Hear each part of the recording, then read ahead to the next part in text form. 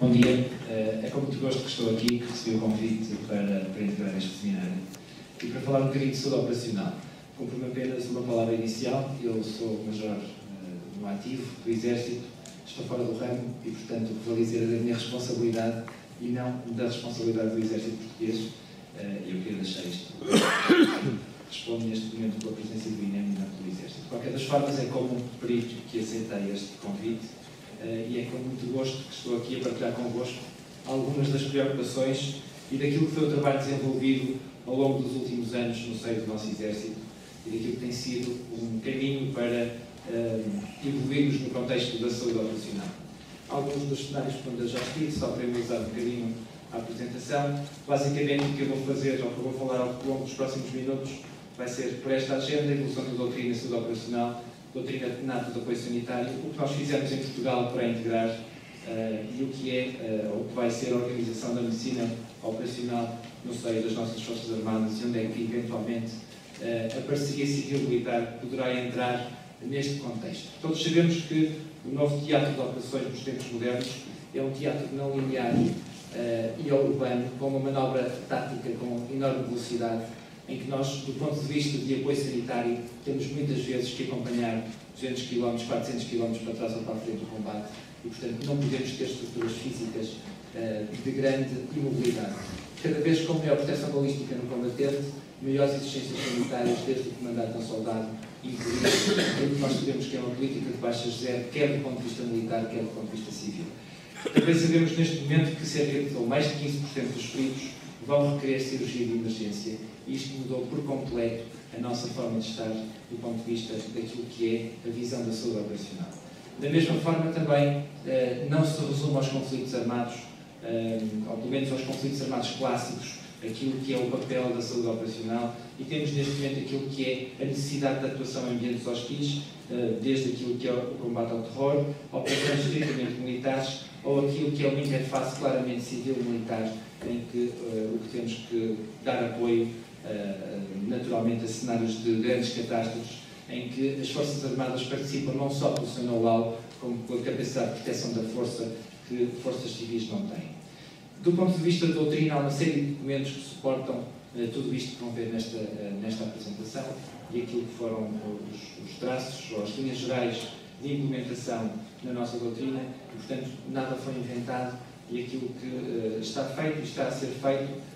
vem no sentido de adequarmos a doutrina NATO e a hierarquia dos documentos que suportam a doutrina de apoio sanitário no contexto das operações dos dias que correm. E neste momento temos este conjunto de AJMEDPs, que já são mais extensos inclusivamente que estes, que no fundo traduzem e são um esforço global da NATO em traduzir outros documentos mais antigos, já adequados a novas doutrinas do ponto de vista médico e do ponto de vista daquilo que tem sido o esforço para melhorar a saúde do combatente. E se repararem, eu não sei se há algum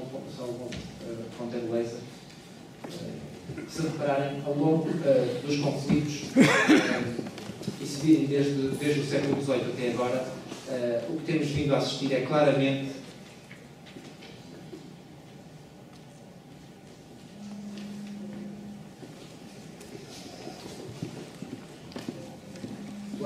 uma diminuição da letalidade das feridas de guerra. E isto tem vários fatores, há vários fatores aqui a ocorrer. Por um lado, a evolução dos conflitos, a própria tipologia dos conflitos, mas, sobretudo, o apoio médico em combate. E se repararem, a descrição da primeira ambulância data do século XV, com a Rainha Isabel II de Espanha, é a primeira descrição de uma ambulância, mas a primeira descrição de evacuação médica é com o Barão Dominique Larrey, cirurgião-chefe do Exército de Napoleão, e só a partir daí é que nós podemos falar claramente de apoio médico organizado em combate, em que levávamos, tal como fazemos agora, o escalão médico, os médicos à frente de combate, levávamos os suprimentos e trazíamos os feridos à retaguarda. Muito mais recentemente temos aqui um outro efeito que tem a ver, por um lado, com a diminuição do calibre NATO, por outro lado, com aquilo que foi o papel dos epidemiologistas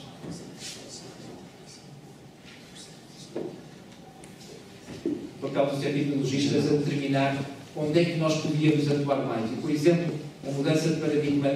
da proteção do combatente e o uso de Google de proteção no Iraque veio claramente diminuir a mortalidade e a morbilidade por feridas no rosto e por a morbilidade por cegueira do combatente. E, portanto, temos neste momento dados que nos permitem claramente melhorar o que fazemos. Do ponto de vista de emergência médica, a emergência médica civil cresceu à custa da emergência militar e nos últimos 30 anos sucedeu exatamente o inverso, fruto de novas tipologias de conflitos, mas sobretudo do conflito das estradas e do trauma das estradas. E durante muito tempo aquilo que foi a NATO a dizer que tinha uma timeline de 4 horas até tratamento cirúrgico, quando no mundo civil nós já dizíamos uma golden hour. Esta golden hour significava que nós devíamos colocar o doente num sítio de tratamento cirúrgico em 1 hora. Esta golden hour passou a golden period, porque todos nós já percebemos que não conseguimos 1 hora ao cenário de um país qualquer e, portanto, abrimos isto de hora dourada para período dourado, inclusive com um período de 10 minutos de platina, que seria o período em que nós levaríamos o apoio médico inicial ao nosso ferido, no nosso caso, ao nosso combatente. Isto foi traduzido pela NATO e a NATO tentou, ao longo dos últimos anos, organizar isto em cenários de apoio cirúrgico e como organizar o apoio cirúrgico. E agora estamos a ver o contrário, já conseguimos falar de Damage Control Surgery do ponto de vista militar e mesmo do ponto de vista civil, já percebemos que o Damage Control Surgery para situações muito graves e de tempos extremos no bloco já acarreta muito menor mortalidade às nossas vítimas. E, portanto, houve um esforço global da organização no sentido de nós conseguirmos determinar, a partir do local de incidente, e vamos lhe chamar a hora de zero, um conjunto de atitudes que temos que transportar para os diferentes exércitos e para a saúde operacional das diferentes estruturas das Forças Armadas. Isto é adotado pela NATO e é já adotado por Portugal. Onde é que nós estamos? Dentro de 10 minutos temos que ter o primeiro escalão a assegurar, parar a hemorragia, assegurar a via aérea e chamar ajuda diferenciada. Dentro de 1 hora temos que ter assistência médica qualificada no local do incidente e dentro de 2 horas casos emergentes, prontos para a intervenção cirúrgica nesta infraestrutura sanitária. Eu vou-vos mostrar a seguir o que é que isto implica à dimensão das Forças Armadas. A NATO chamou isto de regra 10.1.2 e é esta regra que regula tudo aquilo que é neste momento o papel e a capacidade de atuação do ponto de vista militar, com o papel do Medical Advisor central nas operações. E se repararem, incidente, 10 minutos, temos um tempo de notificação habitualmente de 10 minutos, desde o incidente até termos a checklist de voo e uma aeronave no ar, mais cerca de 30 minutos de voo, já estamos em 1 hora e ainda não temos o doente no escalão cirúrgico, ou seja, estamos a chegar ao local. Isto é o que faz a doutrina NATO ser a regra 10.1.2 e não estar na golden hour estritamente. É que do ponto de vista de operações militares é estritamente impossível conseguir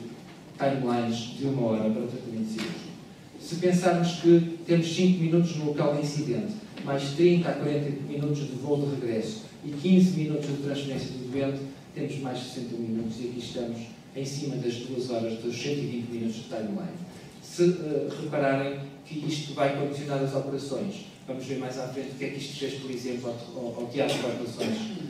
do Afeganistão e da missão na ISAF, aquilo que contabiliza o número de hospitais da doutrina antiga, hospitais de campanha, neste momento de escalões Rol 2 Light Maneuver e Rol 2 Enhanced, vamos ver assim, num teatro de operações. E, portanto, do local do incidente, a preocupação clara é termos a nossa vítima num local cirúrgico, seja lá ele num Rol 2 Enhanced, com capacidade aumentada, ou simplesmente num Rol 2 Light Maneuver, cuja capacidade é fazer cirurgia, damage control e emergência médica.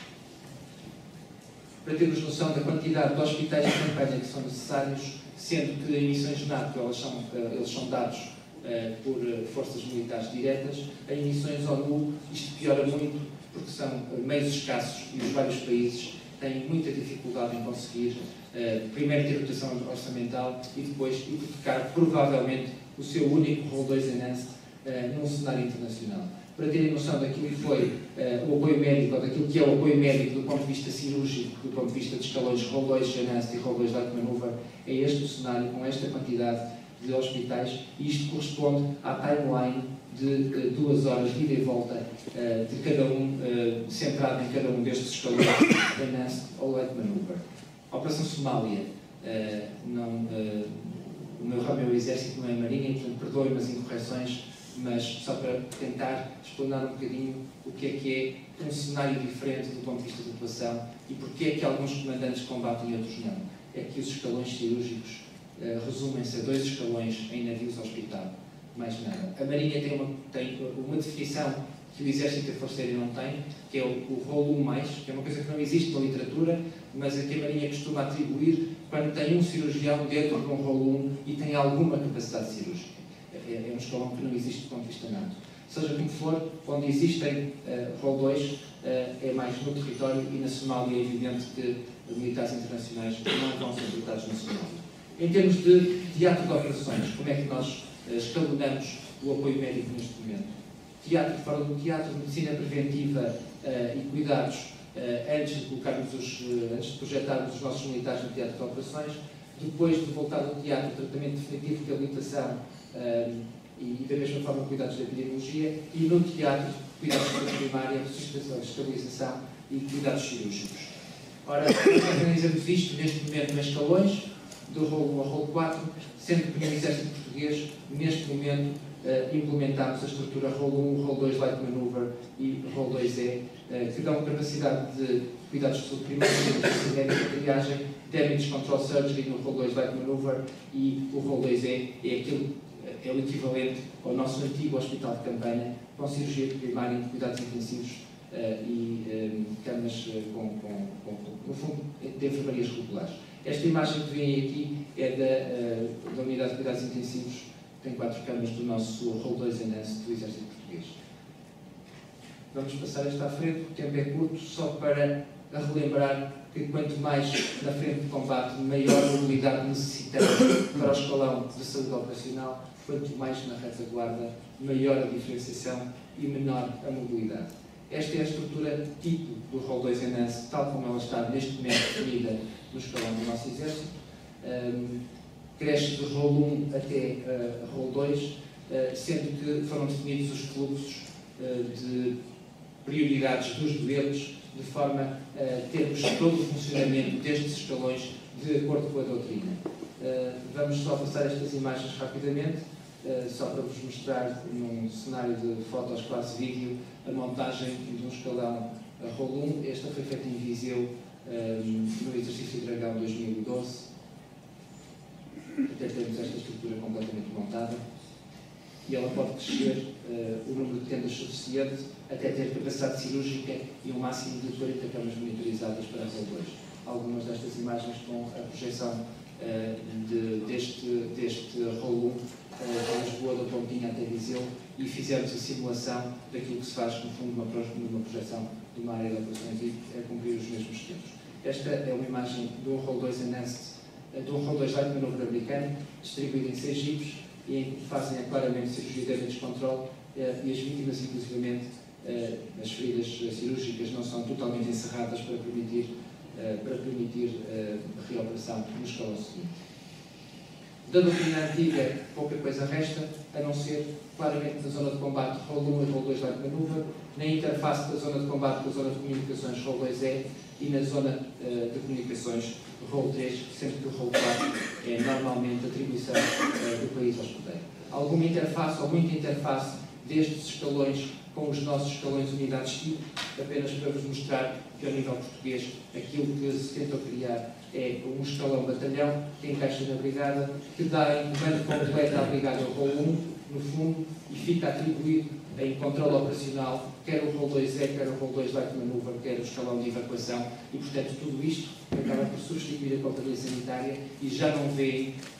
o manual azul que temos da nossa doutrina antiga, o manual da companhia sanitária. Portanto, deixa de haver esta estrutura de companhia sanitária e a unidade de escalão brigada só tem autónomo aquilo que é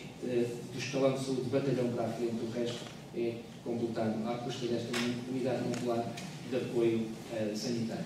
Apenas um slide, uma palavra, porque estamos a falar de futuro, mas é importante daquilo que eu acho que pode ser a cooperação entre as Forças Armadas e o INEM. As possibilidades são claramente muitas, nomeadamente ao nível da formação e treino, quer de médicos, enfermeiros, técnicos de emergência, a que nós no Exército chamamos de socorristas, e psicólogos, quer do ponto de vista de ativação e central de comunicações e de decisão, nomeadamente dos sistemas C3I, quer no treino conjunto e articulação em cenários de catástrofe e em termos de logística. É importante cada vez mais pensarmos no país e partilharmos estes esforços. Só para concluir, é importante pensarmos que todos estes escalões têm que coexistir, tal como os escalões de combate coexistem. A estrutura operacional do apoio sanitário tem que cumprir os requisitos sonados e esta regra 10.1.2 e, no fundo, precisamos claramente de otimizar os nossos recursos, quer pessoal, material e infraestruturas, no contexto de percebermos o que é a componente fixa e operacional e onde é que vamos colocar todas estas estruturas. Muito obrigado. Muito obrigado.